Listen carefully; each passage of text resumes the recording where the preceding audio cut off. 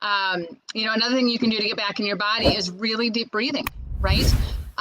Deep breathing to the point where you are taking deep belly breaths, right? And you're expanding your belly and you're breathing in deeply, inhaling for anywhere from 4 to 7 seconds, because when you inhale and you expand your belly, you're filling your lungs and you're getting oxygen into your brain and you're giving your brain the nutrient oxygen that it needs to be able to function.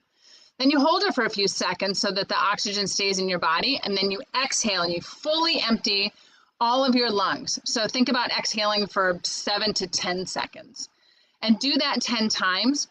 The incredible thing is that you doing deep breathing shifts us from fight or flight into rest and restore.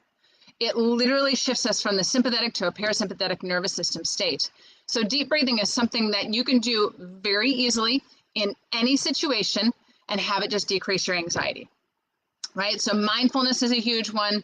Deep breathing is another one. And with deep breathing and mindfulness, getting back into our body, there's a visual that I had a mentor of mine teach me years ago. And he said, when you're in that spin and you've got all those emotions going, it's kind of like you have a glass of water and somebody pours a teaspoon of sand in it and then stirs it really, really fast. And so all of that is just spinning and swirling.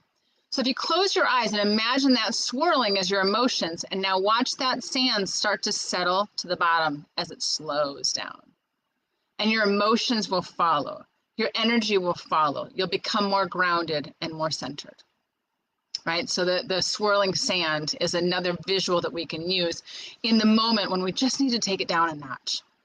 Right? But I think one of my absolute favorite ways to be able to decrease anxiety and stress is through lift. And because with lift, we're actually healing those emotions.